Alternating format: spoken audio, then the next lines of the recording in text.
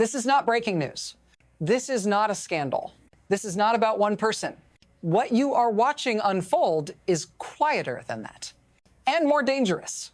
It is the moment when power stops needing permission, but still needs time. And time refuses.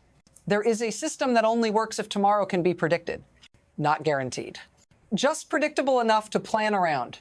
That system is cracking not from protest or collapse, but from speed, from impulse, from decisions that arrive faster than consequences can be priced in. You can seize control overnight. You cannot force confidence to follow.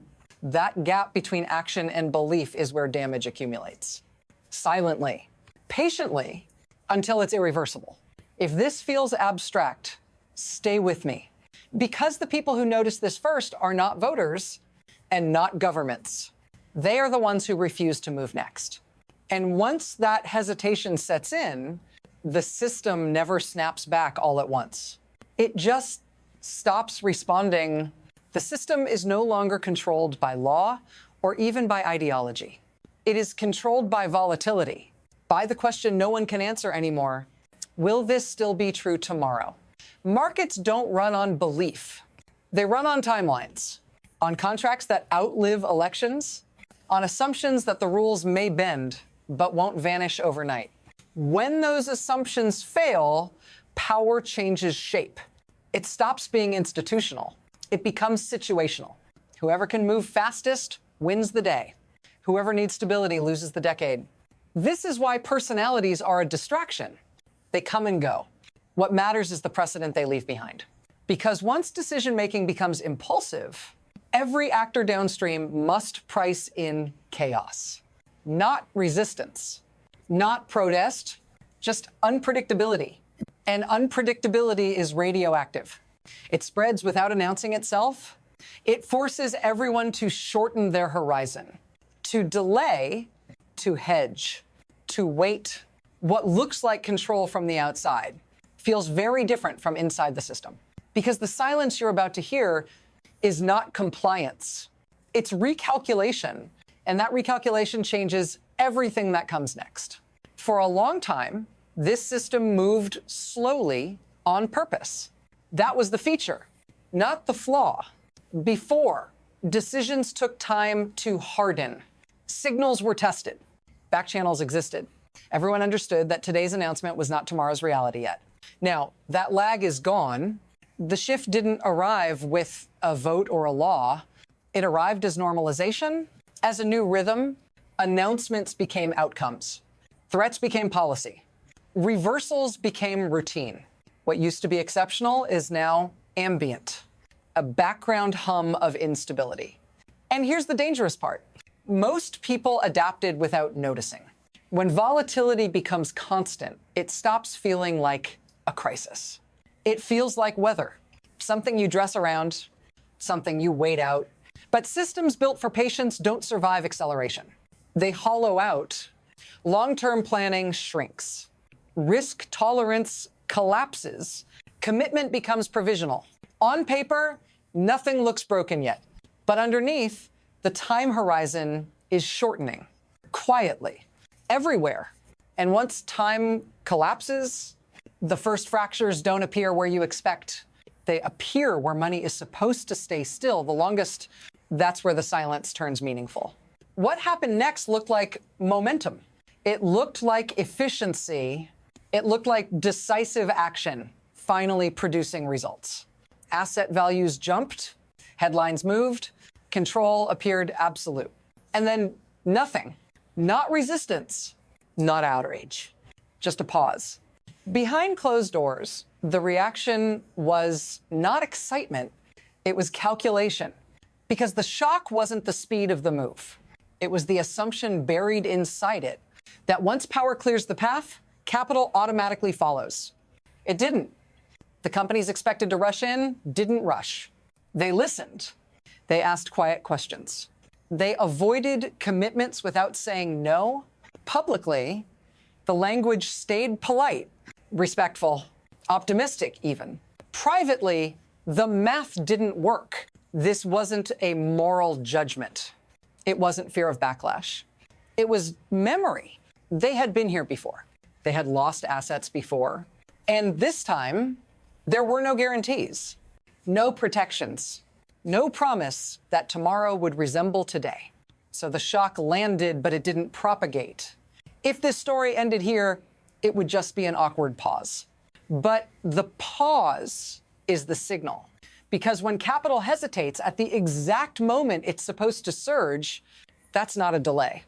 That's a warning. Here's what that hesitation exposes. This system does not run on force. It runs on expectation. Investment is not a vote of confidence in a leader.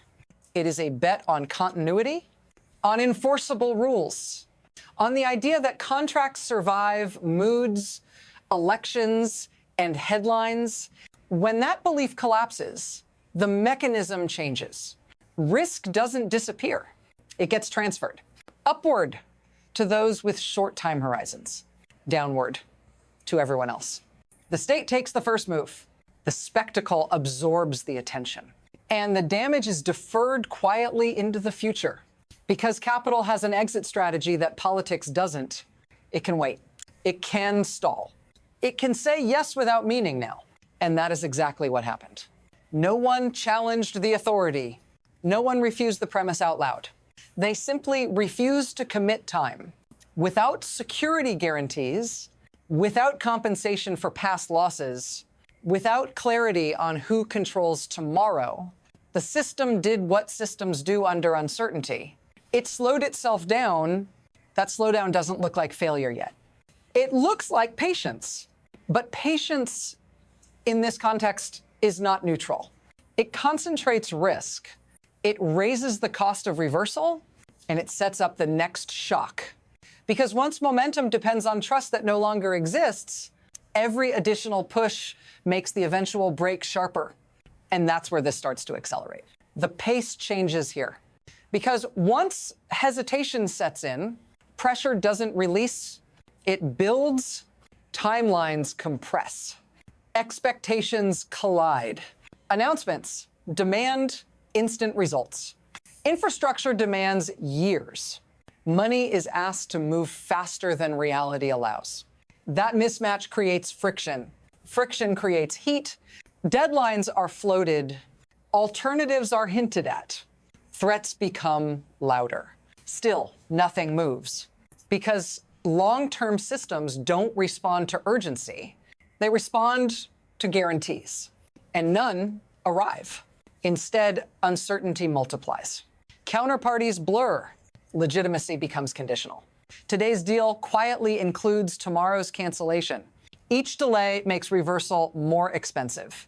Each demand increases the incentive to wait. This is the trap. The harder power pushes for speed, the more time pulls back. No speeches fix this. No pressure campaign solves it. No single decision unlocks momentum. The system has already adjusted. And once adjustment begins, the next disruption doesn't come from resistance. It comes from withdrawal. From the moment cooperation becomes optional. And that moment has already passed. This is where it stops being abstract. Because when systems slow down, they don't announce it.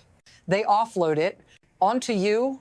You feel it as delay, as uncertainty, as decisions that never quite finalize. Projects pause. Jobs stay provisional. Prices wobble without explanation. Nothing dramatic enough to protest. Nothing clear enough to fix. Just a sense that the ground rules keep shifting and you're expected to adjust faster each time. When investment waits, wages don't rise. When contracts shorten, security thins. When guarantees disappear, risk moves downhill toward households, toward workers, toward people who cannot hedge time. You're told this is temporary. That stability is coming.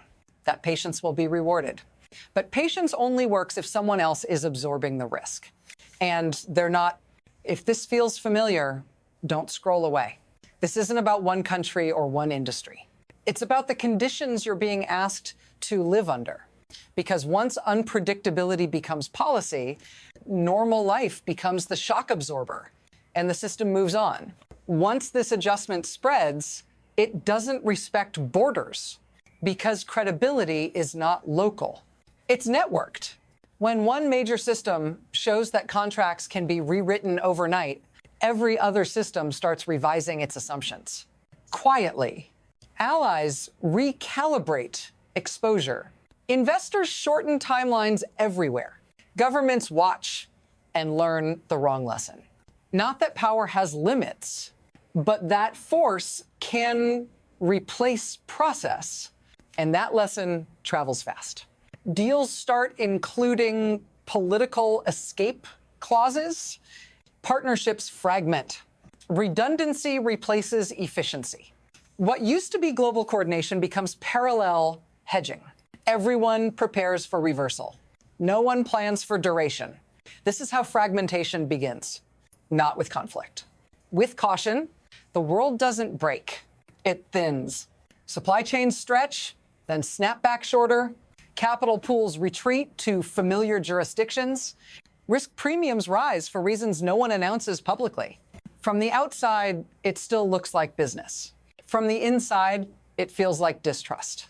And distrust, once globalized, doesn't unwind on command. Because now the question isn't what happens next here. It's who will be first to move when the rules shift again. And no one wants to be first. From here, the future stops being linear. There